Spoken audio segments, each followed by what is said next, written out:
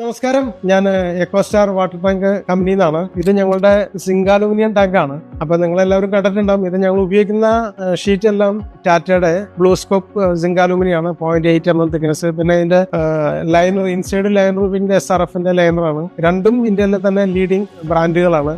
Budget രീതിയിൽ large volume water store ചെയ്യാൻ പറ്റിയ സൊല്യൂഷൻ ആണത്.